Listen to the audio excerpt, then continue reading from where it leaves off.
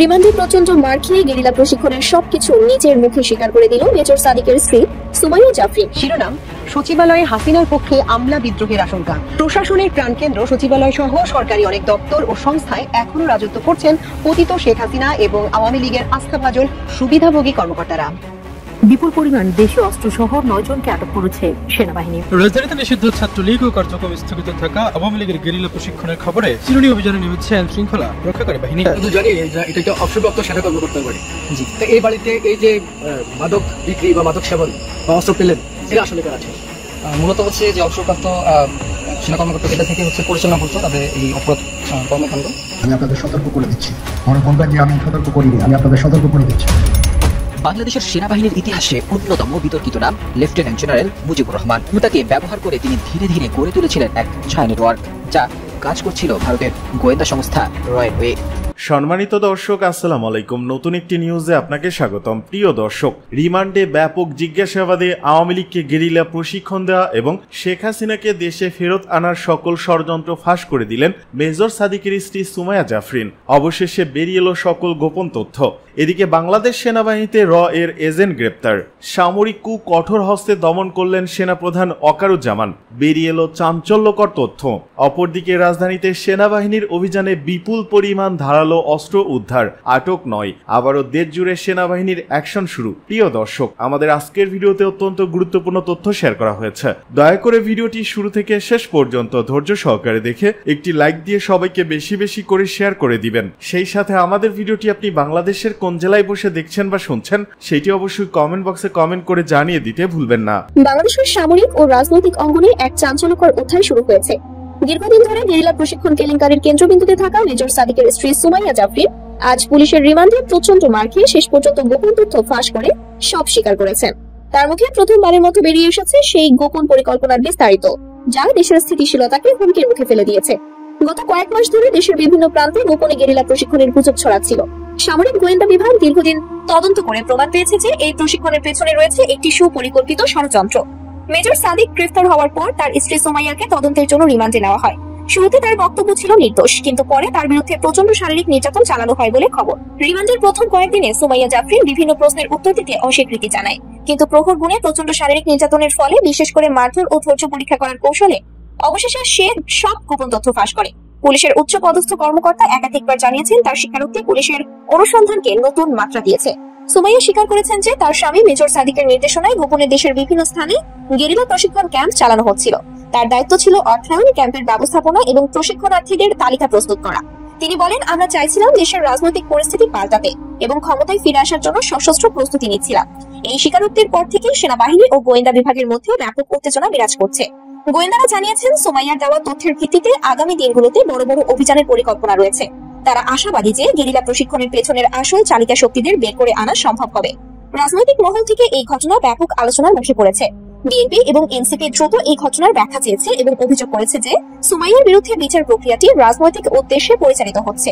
অন্যদিকে সরকারের পক্ষ থেকে জানানো হয়েছে এই ধরনের রাষ্ট্রবিরোধী কার্যকলাপে কোনো ছাড় দেওয়া হবে না এবং দেশের আইন শাসন বজায় থাকবে। সুমাইয়ার পরিবারের সদস্যরা গণমাধ্যমকে জানিয়েছেন এই ঘটনা পুরোপুরি সাজানো এবং তার বিরুদ্ধে প্রমাণ সংকুলানের জন্য বিভিন্ন পদ্ধতিতে প্রভাব বিস্তার করা হয়েছে। আর ভাই বলেন, আমরা বিশ্বাস করি সুমাইয়া নির্দোষ এবং তাকে ফাঁসানো হয়েছে। পরিবারের এই বক্তব্য দেশের রাজনৈতিক পরিস্থিতিতে নতুন বিতর্কের জন্ম দিয়েছে। গেরিলা প্রশিক্ষণ নিয়ে এই কেলেঙ্কারি এখন দেশের সর্বোচ্চ আলোচনার বিষয়। সুমাইয়ার স্বীকারোক্তি পুরো ঘটনা আরো গভীর ও জটিল করে তুলেছে। দেশের মানুষ এখন বিচারের স্বচ্ছতা এবং সঠিক তদন্তের জন্য অপেক্ষায় রয়েছে। আগামী দিনে এই ঘটনার সত্যতা, প্রভাব ও পরিণতি কি হবে সেটাই সময় বলে দেবে। প্রশাসনের প্রাণকেন্দ্র সচিবালয় সহ সরকারি অনেক দপ্তর ও সংস্থায় এখনো রাজত্ব করছেন পতিত শেখ হাসিনা এবং আওয়ামী লীগের আস্থাভাজন সুবিধাভোগী কর্মকর্তারা। জুলাই গণ অভ্যুত্থানের পর শীর্ষ পদগুলোতে পরিবর্তন হয়েছে সামান্যই। অনুসন্ধানে জানা গেছে বিভিন্ন মন্ত্রণালয় ও বিভাগে হাসিনার নিয়োগকৃত অধিকাংশ কর্মকর্তাই রয়ে গেছেন। তারা জোটবদ্ধ এবং নিজেদের মধ্যে কিছুদিন পরপর গোপনে বৈঠকও করেন, যেন তারা সুযোগের অপেক্ষায় আছেন। এই অবস্থায় সচিবালয়ে শেখ হাসিনার পক্ষে সহসায় আমলা বিদ্রোহ এবং নির্বাচন বানচালের আশঙ্কা করছেন অনেকেই। 1996 সালে খালেদা জিয়ার বিএনপি সরকারের বিরুদ্ধে মহিউদ্দিন খান আলমগীরের নেতৃত্বে আওয়ামী লীগ অনুসারী আমলারা জনতার মঞ্চ নামে আন্দোলন করেন এবং এক পর্যায়ে সচিবালয় আমলা বিদ্রোহ হয়। তারই পুনরাবৃত্তির আলামত দেখা যাচ্ছে পতিত সরকারের সুবিধাভোগীদের মধ্যে। খোঁজ নিয়ে জানা গেছে সিভিল প্রশাসনের গুরুত্বপূর্ণ পদে বর্তমানে এমন 46 জন সচিব এবং অতিরিক্ত সচিব রয়েছেন যারা ফ্যাসিস্ট হাসিনা সরকারের কট্টর সমর্থক। এদের কেউ কেউ আওয়ামী লীগ পরিবারের সদস্য, জামাতা কিংবা আত্মীয় স্বজন। একই সঙ্গে এরা দুর্নীতিগ্রস্ত কিংবা পতিত আওয়ামী লীগ সরকারের সুবিধাভোগী। অনুসন্ধানে আরো জানা গেছে ফ্যাসিস্ট সরকারের সমর্থক ও চরম সুবিধাভোগী এমন আরো 11 সচিব আছেন যারা ওএসডি হিসেবে চাকরিতে বহাল আছেন। দুর্নীতিগ্রস্ত এসব সচিব বিপুল অর্থবিত্তের মালিক। এরা অর্থের বিনিময়ে বিভিন্ন দায়িত্বে ফিরে আসার চেষ্টা তদবির চালিয়ে যাচ্ছেন। এদের অনেকেই ছাত্র জীবনে ছাত্রলীগ করতেন। প্রশাসনে তাদের অতীত কর্মকাণ্ড দল দাস প্রকৃতির। আওয়ামী লীগের এজেন্ডার বাইরে কিছুই তারা বুঝতেন না। এদের অবিলম্বে বাধ্যতামূলক অবসরে পাঠাতে না পারলে এরা রাজনৈতিক নেতৃত্বকে বশীভূত করে চোরাই পথে আবার ফিরে আসতে পারে। 2014 ও 2018 সালের ভোটের কারিগর আমলাদের অবসরে পাঠানো হয়েছে, কিন্তু 2024-এর ভোটের দায়িত্বে যারা ছিলেন তারা এখনো বহাল আছেন। তাদের বিরুদ্ধে দ্রুত ব্যবস্থা গ্রহণ করতে না পারলে 2026-এর নির্বাচন পরিচালনা সহজ হবে না, কারণ তারা সচিবালয় সহ অন্যান্য সরকারি দপ্তরে অস্থিতিশীলতা সৃষ্টির পায়তারা করছেন। তার কিছু কিছু আলামত দৃশ্যমান। গণ অভ্যুত্থানের পর 2024 সালের 5 আগস্ট পরবর্তী এক বছরে উচ্চ পদে নিয়োগ ও পদোন্নতি পর্যালোচনা করে দেখা গেছে ফ্যাসিস্ট হাসিনা সরকারের পদলেহী ও সুবিধাভোগী কর্মকর্তারাই সচিব পদে বেশি পদোন্নতি পেয়েছেন। হাসিনা সমর্থক সচিবদের অপসারণের জন্য জুলাই ঐক্য, বৈষম্য বিরোধী ছাত্র আন্দোলন ও বৈষম্য বিরোধী কর্মকর্তা ঐক্য সহ বিভিন্ন সংগঠন দাবি জানালেও এরা বহাল তবিয়তে দায়িত্বে থেকে কাজ করে যাচ্ছেন। সরকারের অন্তত 4 জন উপদেষ্টা আছেন যারা তাদের প্রোটেকশন দিয়ে যাচ্ছেন। সচিবালয় নির্ভরযোগ্য সূত্র জানায় 5 আগস্ট 2024-এর আগে শেখ হাসিনা থাকাকালে যেসব কর্মকর্তা পদোন্নতি পেয়ে অতিরিক্ত সচিব হয়েছেন তাদেরকে এখন পদোন্নতি দিয়ে সচিব করা হয়েছে এবং ফ্যাসিস্টদের সহযোগী ছিলেন এবং জুলাই গণ অভ্যুত্থানের বিরোধিতা করেছেন। অন্যদিকে 5 আগস্ট 2024 পরবর্তী সময় যারা অতিরিক্ত সচিব পদে পদোন্নতি পেয়েছেন এবং 17 বছর বঞ্চিত এবং নিপীড়ন নির্যাতনের শিকার হয়েছেন তাদের পরবর্তী পদোন্নতি অর্থাৎ সচিব পদে প্রদান কিংবা পদোন্নতি দেওয়া হচ্ছে না। অজুহাত দেখানো হচ্ছে এদের অভিজ্ঞতা কম। এদের মধ্যে অতি সামান্য সংখ্যক কর্মকর্তাকে সচিব পদে পদোন্নতির সুপারিশ করা হয়েছে। আমি আপনাদের সতর্ক করে দিচ্ছি, পরে বলবেন যে আমি সতর্ক করিনি, আমি আপনাদের সতর্ক করে দিচ্ছি। বাংলাদেশের সেনাবাহিনীর ইতিহাসে অন্যতম বিতর্কিত নাম লেফটেন্যান্ট জেনারেল মুজিবুর রহমান। একসময় শেখ হাসিনার ঘনিষ্ঠ ও আস্থাভাজন এই কর্মকর্তা ছিলেন দেশের সামরিক কাঠামোর কেন্দ্রে। সেনাবাহিনীর director general of military operations পদে থেকে তিনি শুধু সামরিক ঘাঁটির কৌশলগত শক্তি ও দুর্বলতার খবরই জানতেন না, বরং অপারেশনাল নিয়ন্ত্রণও ছিল তার হাতে। আর এই ক্ষমতাকে ব্যবহার করে তিনি ধীরে ধীরে গড়ে তুলেছিলেন এক ছায়া নেটওয়ার্ক, যা কাজ করছিল ভারতের গোয়েন্দা সংস্থা রয়ের হয়ে।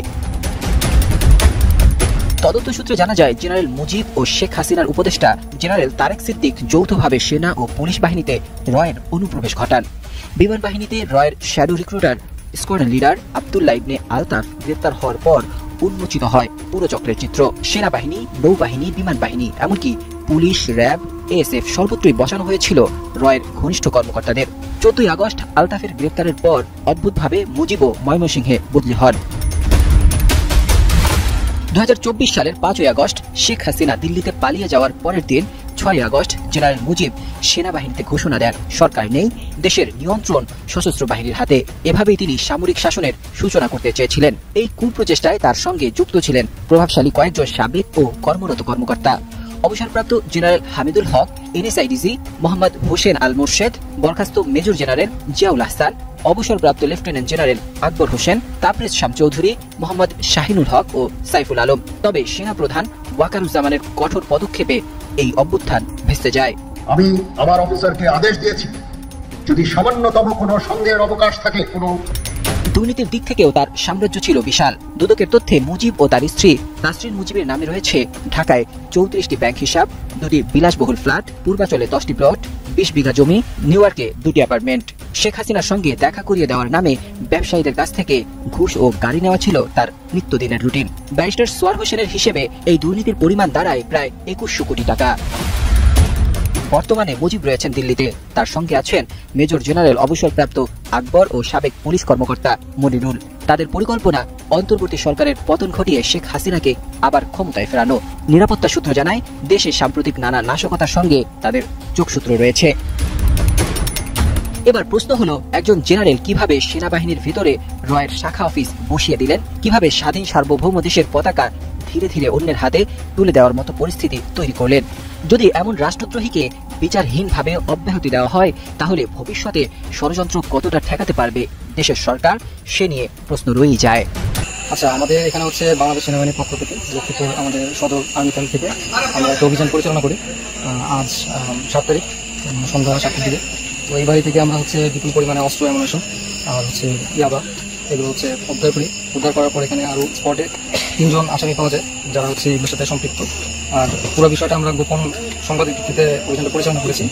তো আমরা এখন তাদেরকে সাকসেসফুলি অপারেশন একটা ছিল, আমরা ধরতে পেরেছি তাদেরকে। এখন আমরা তাদেরকে পুলিশের মাধ্যমে আমরা তাদেরকে পুলিশের কাছে হস্তান্তর করেছি। একটু যদি বলতে দিই, কি অস্ত্র পেলেন আপনারা? আমরা হচ্ছে 2টা এলজি পেয়েছি আর কিছু ধারালো অস্ত্র পেয়েছি। তারপর হচ্ছে দেশীয় অস্ত্র, যেগুলো ধারালো অস্ত্র যেটা বলে, এগুলো পেয়েছি। আর কি পরিমাণ মাদক পেলেন? মাদক পেয়েছি আমরা বিপুল পরিমাণ ইয়াবা পেয়েছি, ইয়াবা আর কিছু আলামত পেয়েছি যেটার মাধ্যমে বোঝা যাচ্ছে যে এখানে গাঁজা সেবন করতো তারা এবং এটা বিক্রিও করতো। আমরা কিছু কাগজপত্র পেয়েছি, নোটবুক পেয়েছি, তারা হচ্ছে ওগুলোতে নোট করতো, বেসিক্যালি হচ্ছে এটা তারা হিসাব করতো। এই বাড়িটা থেকে হচ্ছে পরিচালনা করতো তাদের এই অপরাধ কর্মকাণ্ড। এখান থেকে তারা হচ্ছে বিক্রি করতো, ইয়াবা বিক্রি করতো, গাঁজা বিক্রি করতো, তারা সেবনও করতো, প্লাস হচ্ছে বিক্রি করতো। আর পাশাপাশি হচ্ছে এই অস্ত্রগুলো দিয়ে তারা বিভিন্ন সময় ভয়ভীতি দেখাতো বিভিন্ন মানুষকে ভয়ভীতি দেখানোর মাধ্যমে তাদের কাছ থেকে মোটা অঙ্কের টাকা আদায় করতো। এই আলামতগুলো আমরা পেয়েছি এখানে। ওগুলোর ভিত্তিতে আমরা এই অভিযানটা আর কি। কত কেজি ইয়াবা পেলেন? আমরা টোটাল হচ্ছে 83 পিস ইয়াবা পেয়েছি এখন পর্যন্ত। তারপরেও বাড়িটা সম্পূর্ণ সার্চ করছে, পড়া শেষ হলে বিস্তারিত আর কি। আমরা যত জানি এটা একটা অবসরপ্রাপ্ত সেনা কর্মকর্তার বাড়ি। জি, তো এই বাড়িতে এই যে মাদক বিক্রি বা মাদক সেবন বা অস্ত্র পেলেন, এটা আসলে কারা ছিল? মূলত হচ্ছে যে অবসরপ্রাপ্ত সেনা কর্মকর্তা ছিলেন, তিনি মারা গিয়েছেন। তার চাচাতো ভাতিজা হচ্ছে বাড়িতে থাকতো আর তার পুরো পরিবার হচ্ছে বিদেশে থাকে। তো যেহেতু তার পরিবার বিদেশে থাকে এবং বাড়িতে পুরো শূন্য করে থাকে, খালি করে ছিল, এর ভিত্তিতে আর কি কেয়ারটেকার হিসেবে হচ্ছে এই বাড়িতে হচ্ছে এই তার চাচার ছেলে মেনলি তারা ছিল বাড়িতে এবং তারা হচ্ছে এই বাড়িটা যেহেতু খালি করে থাকতো এই জন্য হচ্ছে বিভিন্ন ধরনের অপরাধ কর্মকাণ্ড পরিচালনা করতো এই বাড়ি থেকে। একটু কাজে যদি আপনার পুরো নামটা বলতেন। আমার নাম হচ্ছে ক্যাপ্টেন রাহাত। একটা ম্যাগাজিন পাওয়া গেছে, অস্ত্র হয়েছিল। হ্যাঁ, একটা পিস্তলের 9mm পিস্তলের একটা ম্যাগাজিনও উদ্ধার হয়। তো এটা আমরা ম্যাগাজিনটা উদ্ধার করতে পারছি। আমরা ধারণা করছি যে এর সাথে একটা পিস্তলও ছিল, বা পিস্তলটা আমরা এখন খোঁজ করছি। পিস্তলটা উদ্ধার করতে পারিনি, আমরা গোয়েন্দা তথ্য ভিত্তিতে আমরা তথ্য নিচ্ছি, তথ্য ভিত্তিতে আমরা পিস্তলটাও ইনশাল্লাহ উদ্ধার করবো। নগদ টাকা ছিল, এটা পরিমাণ টাকা? নগদ টাকার পরিমাণটা এটা সম্ভবত 36,000 প্লাস। এদিকে রাজধানীতে সেনা অভিযানে বিপুল ধারালো অস্ত্র উদ্ধার, আটক নয়।